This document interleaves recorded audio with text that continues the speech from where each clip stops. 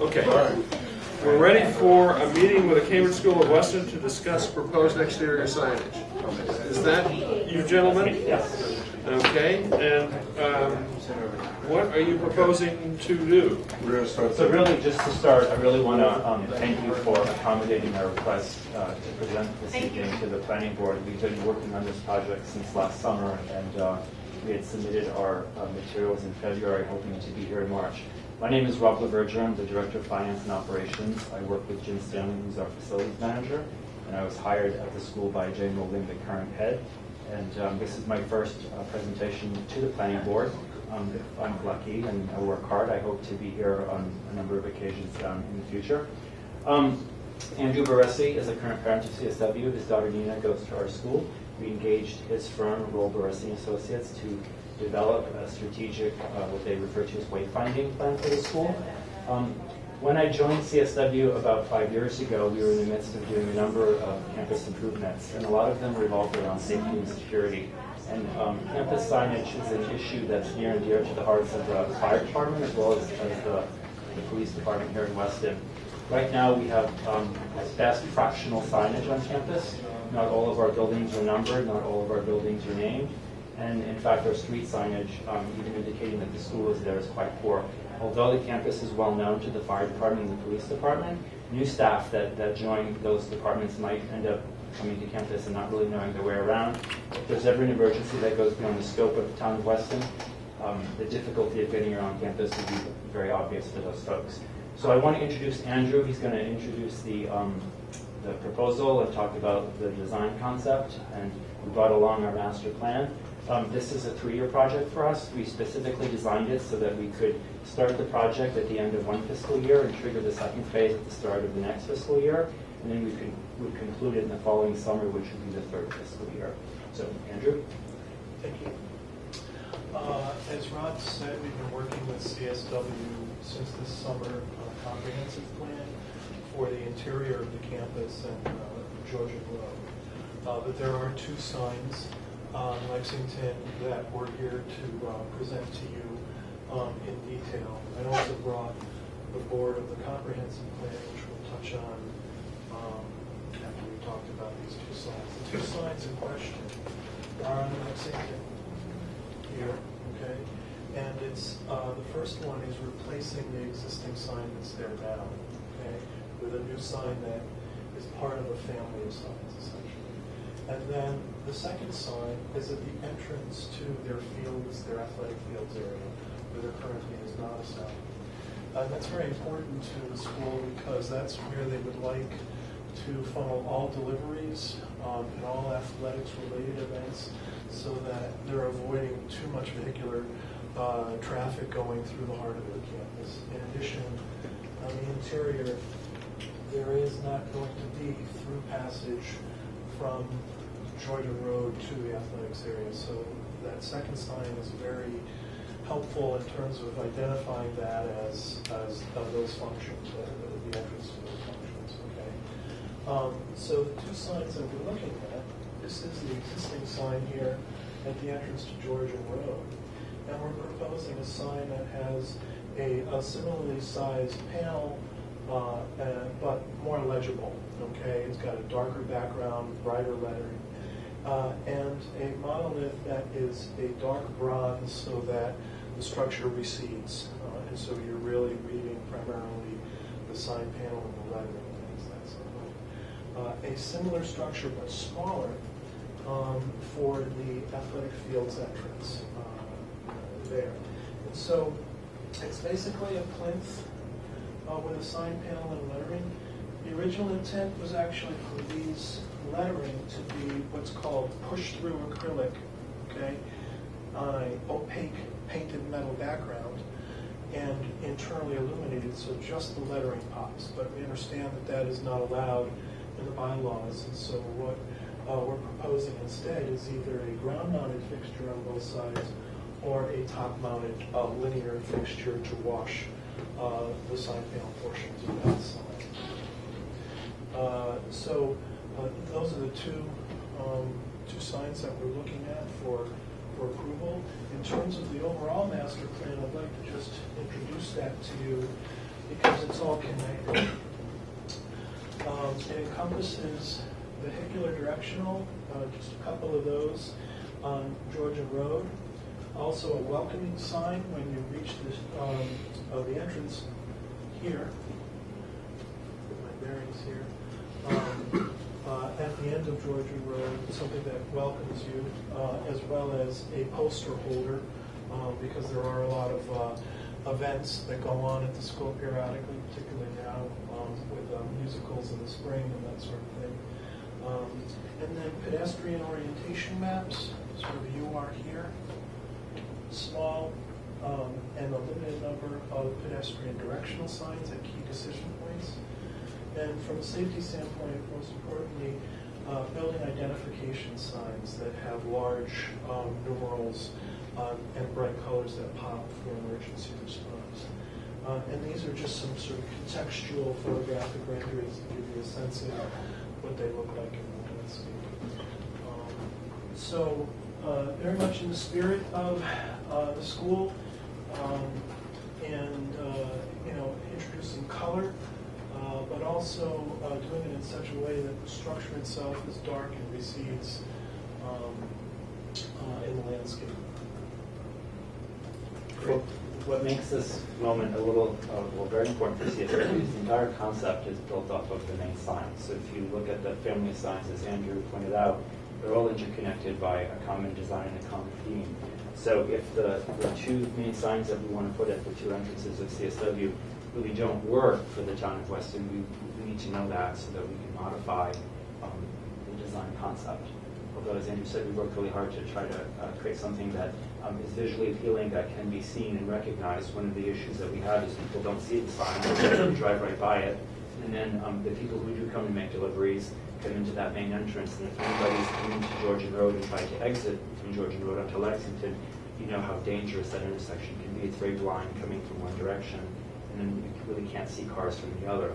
So we really want to make sure that we get all of the deliveries and supplies and the school buses that come for athletic events, divert them down to the lowers. That was another reason why we felt maintaining the height consistently with the existing sign was important, because that hill reaches a peak at the point of Georgian Road, and so we need to sort of get above that sight line. So the new height is similar to the existing sign. That's the safer of the two ways of exiting, is it not? Georgian? Well, the part that's up high. Yeah. Yeah. Yeah. Right. You mentioned that it was no longer going to be continuous. That's my understanding. Yeah, that this. I mean, it is physically going to be possible, but they want to discourage. We want to discourage those that drive unauthorized vehicles, so to speak, from driving through this way. Because right now, occasionally students will do that, and deliveries will do that as well. But they really want to maintain a pedestrian-friendly core and remove sort of those conflicts between vehicles and students going to and from, particularly the academic building here to the central campus and to the dining room. So emergency vehicles will still be able to. Oh yeah. Get through That space is there precisely for the emergency vehicles, but what happens is there are blind spots. And so when vehicles come in, people are people, and you can put up all the signs that you like about please slow or stop. People still zoom, and particularly teenagers can be sometimes a little irrational themselves, and they'll zoom up behind there. So what we're trying to do is divert, the sort of the local traffic, if you will, so the parents that come in and drop their kids off, be it for the summer arts program or for the high school morning drop-off and evening pickup, we have them loop in and out. And the same thing with the lowers. We really don't want people to do circles around the campus.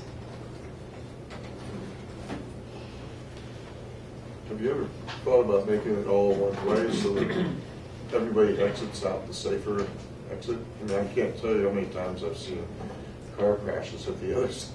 I'll tell you what we're thinking about. I think the one-way concept has not been mentioned to me. It may have been discussed prior to my arrival at the school. We came to the town last fall and showed some preliminary plans for a new health and fitness facility, which is in the lowers. And I believe, if I take a look, I'll orient myself. It's a building that would be down here. what we would like to do is actually take all of the traffic for pickup and drop off, take it out of here and facilitate it down in the lower entrance. This is a much safer entrance in terms of geography. It's very flat. When your car is here, you have a clear view up and you have a clear view down. Whereas when you're up here on Georgian Road, this is the blind spot for people. And these cars come down from sort of like it's an upswing to the top, and so you don't really see what's coming your direction until you're about right here. That's what makes it super dangerous for people. So if we're fortunate that we get all the fundraising in place to facilitate this project, we will very likely divert all of the traffic here, and this will become the pickup and drop off for all of the kids. And it'll be a way for us to integrate the what we call the quad, the upper part of the campus, with the lower part of the campus. Just to make sure I understand, the detail of the intersection, the lower intersection, that one, that sign right there, and then okay, and so there's another sign sort of down. Is that down Lexington Street? Yeah, or? these little guys here, this one and this one are Yeah, what are those they're guys? not being pursued at this point. Oh, okay. The idea, though, is we'd like to give these two larger signs a chance and see if there's still issues of visibility. And if there are, we may pursue smaller, what we call trailblazers, just to give you a little bit of a heads up before those entrances. But we like to go step by step on the program and see how these kind of entrance signs work. We know that Lexington Street is a scenic road, and we love it as much as all the neighbors do. We particularly enjoy having Catrock across the street. So knowing that Lexington Street is a scenic road, we opted to not go for these, but we didn't want to step away from our thinking and wanted to make sure we understood where we were and where we're going. Yeah. Reactions, guys? Well, I mean, in and of itself, I like the signs. I mean, they're handsome signs and they're functional. It's just that this is a scenic road, and the theme of the day had been the rural character of the town.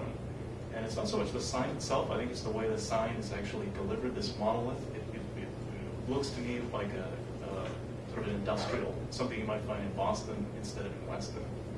I mean, would there be some objection to having something that's a little more natural for these two signs?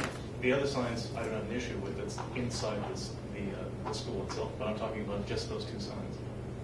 Well, again, I think it's important for the integrity of the program that they all sort of have doing a big part of the family of signs. Even with the sign being the same sign, let's say. Well, Yeah, I think it's the base that makes it lower, sort of look industrial, like a hospital entrance. Yeah. You know. We went through an exhaustive community process. We processed a variety of different designs.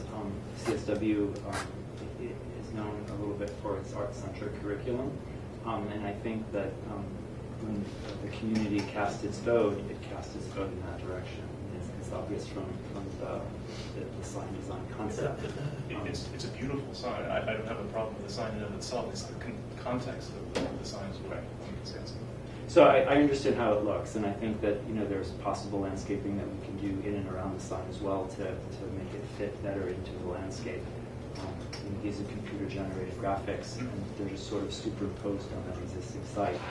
We definitely proposing rock work around the sign as well, to tie it in, as well as But you want it to be freestanding without any planting around the base or anything? No, we'll be doing some planting around the base. Yeah. We've had some challenges doing that there, in part because it's a temporary sign. But certainly we will be, we've been doing a lot of work in terms of campus beautification with native species and things of that nature. And we plan on certainly doing that with the sign as well. If it's illuminated from the top, like this, and it's much easier to do something with the base. Yeah. If it's illuminated from the bottom, you have to sort of reconfigure that a little bit. But we certainly prefer this from a safety standpoint, in particular this past winter, when there's lots of snow, you'll end up digging that light out. Is the existing sign illuminated It is. from the top? I believe so. It's illuminated from the bottom, actually. Oh, It is. Yeah. Yeah, the top, you're going to see the glare of the fixture that high up. I mean, that's, you know, it looks like it's about 9, maybe 10 feet high. And so if the light is at the top, you're gonna, when you come up that hill, you're gonna see it, you're gonna see under that light fixture. How far would it project out from the top? Not far at all, about 8 to 10 inches. Yeah. It's just enough to break the Right. front of the sign, and I think that from this vantage point, the fixture on the other side will be obscured by the sign itself, and likewise from the other vantage point. It'll have a baffle as well. Yeah. I mean, I'm trying to think, if this were just, if it weren't for, you know, if it weren't for a school, would we look at this twice? I mean, that's the question. We'd have all kinds of questions about it. That's the thing. They're very large for one thing. I mean, I can understand why you want that one up high so that you can see it coming up the hill, but wow, it's a big monolith. It's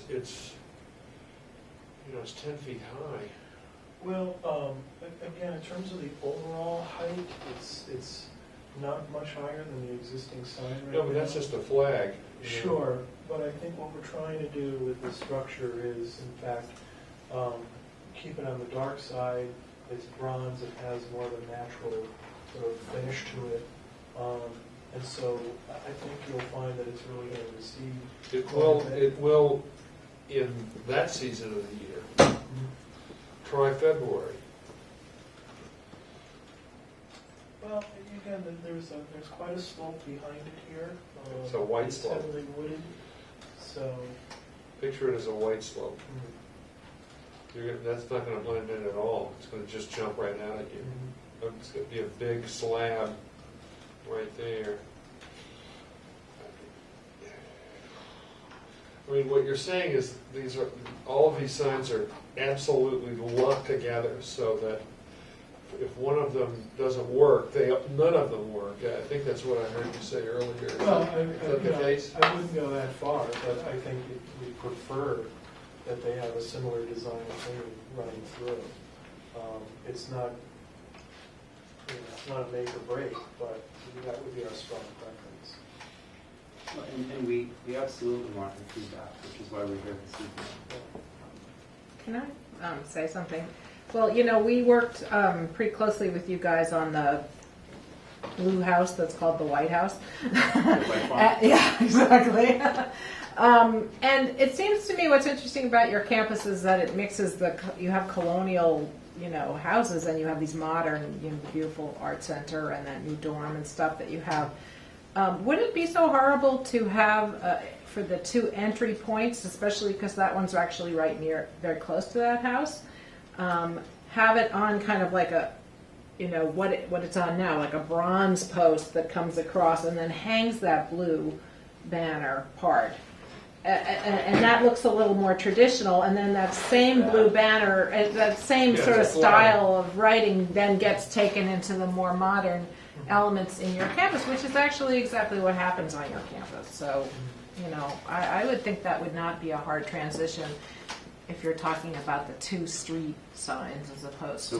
What I'm hearing you say is you like to see the main entrance signs have a bit more of a traditional look. Yeah, I guess you call that a flag sign, sort of, that hangs down. But I'm not like, well, you know, certainly you could do a bronze post and something that looked a little bit more... So again, keeping with sort of the bronze texture. But without the hunk of... I don't know if we saw At that. the base, whatever that is, you know, at the bottom of it. Or the tavern styles. Yeah, exactly. So I think more people will see the similarity because the writing and the detail and everything will be the same. But it will be that same juxtaposition that you actually already have going on in your campus, which is kind of interesting. I mean, I think that's a good idea. You're getting consistent feedback from us. So it would be helpful. I mean, take a look if you could, and maybe come back and let us know where you wind up. That would be great. So being new to this process, what does that mean for me? So in terms of next steps, so. Well, maybe just take a look at what we were suggesting, which is, maybe looking at a tavern sign development for the two entrance signs. Take a look at the impacts of those. I don't know. My vote would be from lighting it from the ground. But what do you guys think? Does it matter to you one way or the other? Or? It's kind of the other way around. Or you were looking at it from lighting it from the top. Yeah, you were worried about glare. If it's 9 feet high, you'll see. Well, yeah, unless there are lights coming out and pointed in. Yeah, even with baffles. I think you'll see it when you come up the hill. Even with the baffles, you'll start to see some of that. Yeah. Some of the piece, the light fixture peeking out behind the sign on the right, and on the left if you're heading the other direction. And I just think it's, worries me. What we'd like to avoid with the lighting is, one is people seeing the actual burn of the light, and the other is, of course, throwing the light into the sky without reason. Yeah. So those are the kinds of things that we'd rather see with the lighting sign. Whatever that technology is, to make that happen that way. Would it have to be ground mounted? I mean, that's another thing. I mean, could it be mounted higher up on the sign so that it's uplighted but not all the way from the bottom, so it's not having to throw light 10 feet in the air? We're currently bottom lighted, throwing 10 feet into the air. I want to point that out, and that doesn't work very well in the winter. No, it doesn't. But what if it's part of if it's a tavern sign and the lighting is up, but it's attached to the bottom of the sign as opposed to the top of the sign? So you're lighting it from that. I don't know. Maybe the top light's not that big a deal. I don't know how other people feel. If you come horizontally out, then you've got an angle going in, so that you have more control over the spillage on that light. Yeah, it's only designed to sort of flash down over the lettering. It is not at all intended to go right down to the ground. That's not at all the intent of that. So with the tavern style, you're suggesting a fixture from the bottom structure Maybe. that then shines up. Shines up there. Or from the top shining down. Yeah, you do that. don't think that's a problem? Part of the design. Not if you come out, 6 inches each side. Okay. I mean, part of the design strategy is it's simple and clean. And the more we start affixing things to this structure, the less simple and clean it gets. So that's the design challenge. So the top lighted sign, the top light is going to have something attached to it, right? It doesn't show in the section, in the elevation. Obviously, you can't avoid having some sort of armament for the light when it's affixed to the sun. Yeah. So from that standpoint, having something in the landscape is preferable. But from a practicality standpoint, obviously, it gets covered in snow. Yeah. I think that was why actually we really were in favor of internally illuminating these. And we're not talking about a glowing background. We're talking about just the lettering having illumination. No, it's explicitly prohibited in the zoning bylaw. Right. Well, what would be helpful, I think we're guessing where the lights would be, because they don't show up on the elevation drawings at all. It would be helpful to get that particular detail actually on the drawing, so that we can see what exactly you have in mind there. Okay. That would really help me. Okay. In terms of submitting something to you, is it these sorts of modifications? Is it something that we send to you, or should we come back? Are we required to come back in a meeting form, or? I don't think we need to. I don't think we need to make you guys jump through hoops. But I don't know what you guys think, but I think we could take a look at the modified pictures of the signs and sign off on them just at a meeting without having to have the full-blown presentation. I don't think anyone's worried about the interior signs. No. At all. No, it's just these two on the road. It's a private road, and there's Right. nothing that's going to be seen along Lexington interior. Right. Okay. So, yeah, send the revisions to the planning office, and then we'll schedule it at a meeting, you know, in the next, probably, I don't know if we have room on the 6th of May, but we may the following meeting, and then sign off on them, and that's it, as far as I can see. And you're saying they wouldn't have to be at that meeting? It wouldn't have to be. You could if you wanted to. I mean, it would be up to you. So the approval mechanism is through the meeting still? Through the meeting still, I yeah. see. I have a design question for you. We've been talking about one post, like a flag sign. What if it was 2 posts? Because that would give them that consistency of sort of the box, if you will. Yeah, well, But we'd it like would an be opp- open, yeah. but it'd be open underneath the sign. We'd like an opportunity to look at the design and. Yeah. Yeah. The 2 posts is a very different look. Yeah, it is. Because they're wrapping the blue around the Yeah, end. Oh. so we'd like an opportunity catch to that. look at that in greater detail and offer you an alternative. Yeah. Yeah. So is that sign, if it's perpendicular to the street, is it on both sides? Yes, it's a Okay. double-sided sign, Okay. as is the one at the And end. is the material what, metal with It's metal with a painted finish. painted finish as opposed to vinyl? That's right. Okay. Thank you. Sure. All right. Thank you very much. Thank you. Thank you.